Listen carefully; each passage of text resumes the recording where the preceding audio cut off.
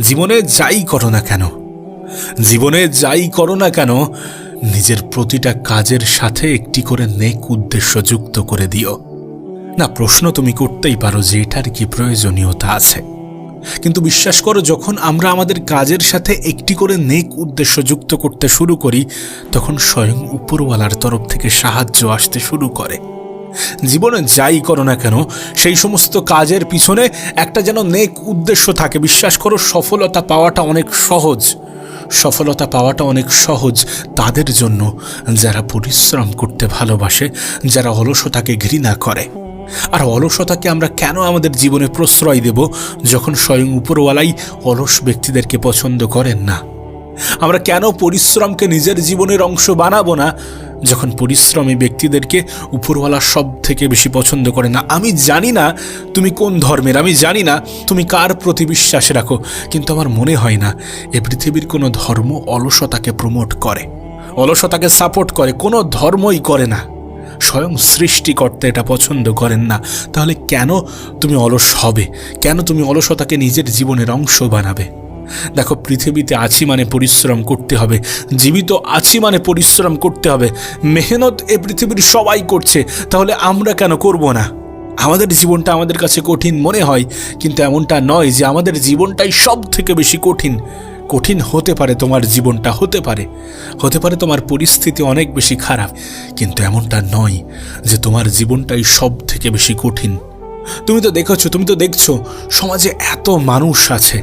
দেখো, আমাদের কাছে কিছু থাকুক না থাকুক, আমাদের কাছে মেহনত করার মতো বয়স আছে, আমাদের কাছে আমাদের শারীরিক ক্ষমতা আছে। পৃথিবীতে এমন হাজারো মানুষ দেখবে যারা শারীরিকভাবে অনেক বেশি দুর্বল। তুমি রাস্তাঘাটে দেখো না কত বৃদ্ধ মানুষকে তুমি তো দেখছো কত বেশি পরিশ্রম করে। তারা আমাদের থেকেও বেশি পরিশ্রম করে, এমন অনেক মানুষকে তুমি দেখতে পাবে। তোমার আশেপাশেই আছে, যদি একটু গড় করো তাহলে বুঝতে পারবে। না, আমি বলবো না যে তোমার কাজটা ছোট, অবশ্যই কোনো কাজ ছোট নয়। আমি এটাও বলবো না যে তোমার কাজটা অনেক বেশি কঠিন, যেটা হবে না, অবশ্যই হবে। এত মানুষ তো করে দেখাচ্ছে, তাহলে কেন হবে না? এত মানুষ তো পাচ্ছে, তাহলে কেন হবে না? এটা আমাদের ধারণা। আমি তোমাকে লিখে দিতে পারি এ পৃথিবীতে তুমি দেখবে সেই সমস্ত মানুষগুলোই সব থেকে বেশি হেরে যায়, যারা তাদের মাথায় এটার জন্ম দেয় যে আমি হেরে যাব, আমার দ্বারা হবে না, আমি পারবো না। তুমি যেমনটা চিন্তা করবে তোমার জীবনটা ঠিক তেমনটাই হতে থাকবে, তেমনটাই হয়ে থাকে। আমাদের জীবন ঠিক তেমনটাই হয় যেমনটা আমরা ভাবি। তুমি একবার ভেবে দেখো, আমরা যে চিন্তাগুলো করি সেটার উপরেই আমাদের স্টেপ শুরু হয়, সেটার উপরেই আমরা পদক্ষেপ নিতে শুরু করি। এই যে পৃথিবীতে এত ধরনের প্রফেশন, এত ধরনের কর্মজীবন, কি জন্যে? কারণ পৃথিবীর প্রত্যেকটা মানুষের চিন্তাধারা ভিন্ন ভিন্ন। এত যে ব্যবসা গড়ে উঠেছে, কি জন্যে? কারণ পৃথিবীর বিভিন্ন মানুষ ভাবে যে এই ব্যবসাটা ভালো, এই ব্যবসাটা বেশি উত্তম। প্রতিটা মানুষের চিন্তাধারা ভিন্ন ভিন্ন। তুমি যখন অন্যের সাথে নিজেকে গুলিয়ে ফেলো, তখন তুমি নিজের চিন্তা ভাবনার উপরে প্রশ্ন তোলো, তখন তুমি নিজেই নিজের উপরে সন্দেহ করতে শুরু করো। তুমি ইউনিক। কাশ তোমাকে যদি বোঝানো যেত, কাশ তুমি যদি এটা বুঝতে, তাহলে অ্যাটলিস্ট অন্যের সাথে নিজেকে তুলনা করতে না, তাহলে আর যাই হোক অন্যের সাথে নিজেকে গুলিয়ে ফেলতে না।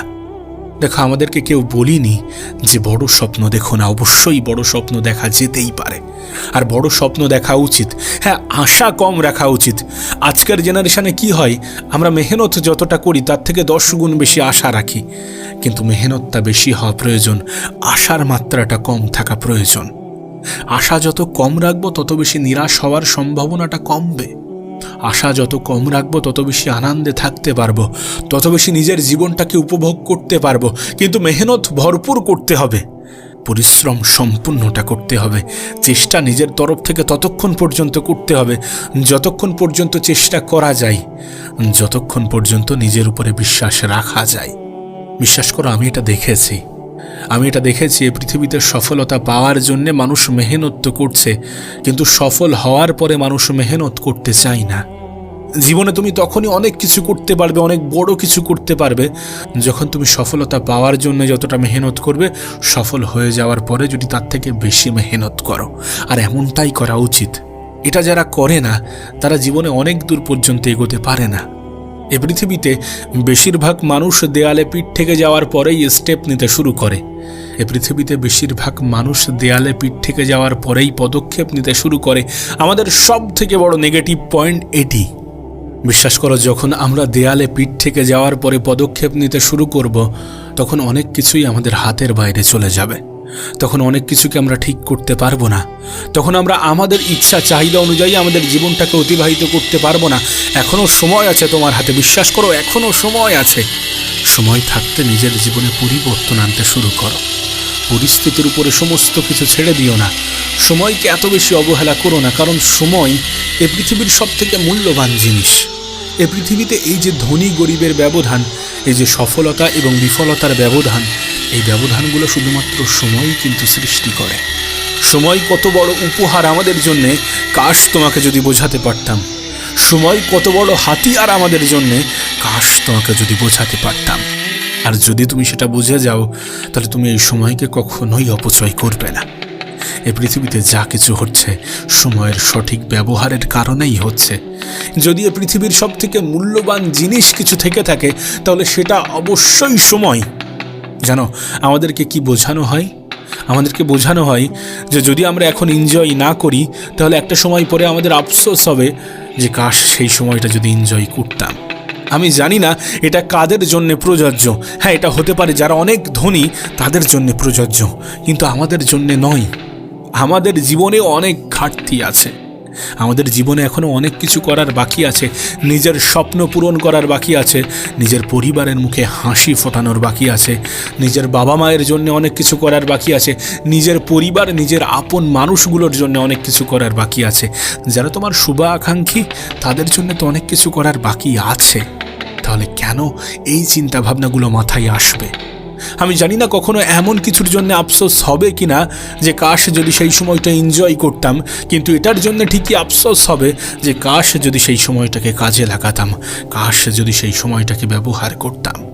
আমরা এই বয়সে দাঁড়িয়ে ভাবি, মৃত্যুসজ্জায় গিয়ে হয়তোবা আমাদের আফসোস হবে যে কাশ যদি আমরা সেই সময়টা আনন্দ করতাম। বিশ্বাস করো, এমন কোনো আফসোস হবে কিনা আমি জানি না, কিন্তু এটার জন্য ঠিকই আফসোস হবে, কাশ যদি আমি আমার অতীতের সময়গুলোকে সঠিকভাবে